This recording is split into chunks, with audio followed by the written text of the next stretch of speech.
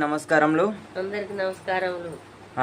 ఇంద్రమ్మ ఇళ్ళకు సంబంధించి మనకి L1, L2, L3 list 1, list 2, list 3 దీనికి సంబంధించి కూడా అమ్మ మాటలలో వినండి. అలాగే అమ్మకు కూడా ఇల్లు అనేది అయితే రావడం అయితే జరిగింది అంటున్నారు. ఎంతవరకు ఈ యొక్క ఏదైతే ఉందో అమ్మకు అనేది ఇల్లు వచ్చే వరకు అయితే మనం ప్రయత్నిస్తాం.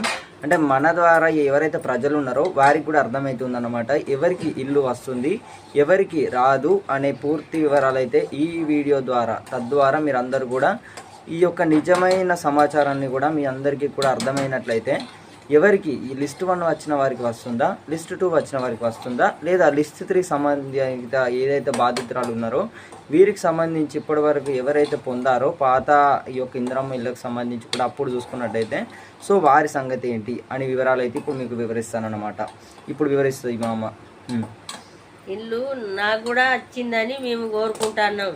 వచ్చింది ఇల్లు వచ్చింది నాకు నాకు ఇల్లు రావాలని కోరుకున్నా. వచ్చింది లిస్ట్ 1 గా వచ్చింది. లిస్ట్ 1 గా వచ్చింది. అది ఇయ్యాలే. మళ్ళా అది ఏదన్నా చేసి వస్తుందా రాదా అన్నది ఉండద్దు. నాకు వచ్చింది, నాకు రావాలే. ఇంకా మిగతా వాళ్ళకు కూడా వచ్చినాయి.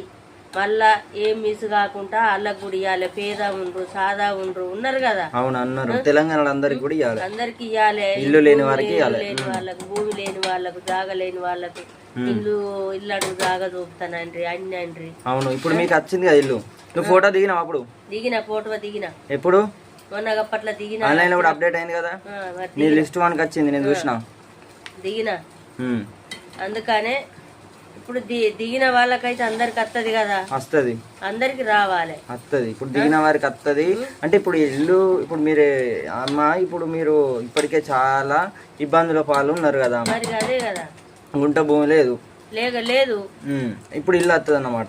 రావాలి. అంటే లిస్ట్ 1 వచ్చిన వాళ్ళకి తర్వాత చూసుకున్నట్టయితే ఇప్పుడు ఎంపీడీఓ పెండింగ్ అనేది ఇలా పడుతుంది అనేది చాలా మంది అయితే అడగడం అయితే జరిగింది. అయితే ఇలా ఎందుకు పడుతుంది అనే వివరాలు అయితే ఇప్పుడు మీకు వివరిస్తుంది అన్నమాట అమ్మ.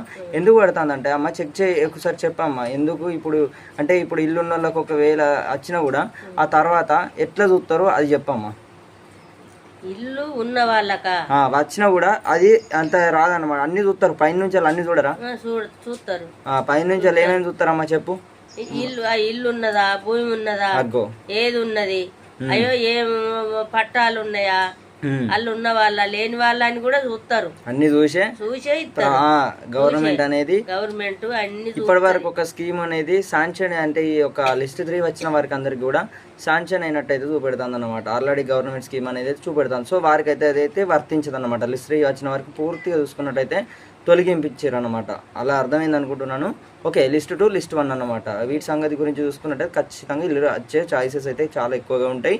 మీ యొక్క ఏదైతే ఉందో డేటాను కూడా పరిశీలిస్తున్నారు. ఆల్రెడీ కూడా చూసుకున్నట్టయితే ఎంపీడీఓ ఆఫీసుల కానించి మీ యొక్క ఏదైతే విలేజ్లలో చూసుకున్నట్టయితే అధికారులను అయితే సంప్రదించి ఎవరు నిజాయితీగా ఉన్నారు లేదా ఇప్పటి వరకు గుంట భూమి లేకుండా నిజాయితీగా నిరుపేదలు ఎవరైతే ఉన్నారో వారిని అయితే గుర్తిస్తారనమాట. సో వారికి గుర్తించి వారికి ఇల్లు వచ్చే ప్రయత్నం అనేది కూడా మనకి యొక్క అధికారులను అయితే ఈ యొక్క సంప్రదించి ఈ యొక్క ఎంపీడీఓ ఆఫీస్ గారి నుంచి అయితే మొత్తం ఈ యొక్క డేటా కూడా పరిశీలించిన తర్వాత నిజమైన వారు ఎవరైతే ఉన్నారో వారికే లభిస్తుంది అనమాట.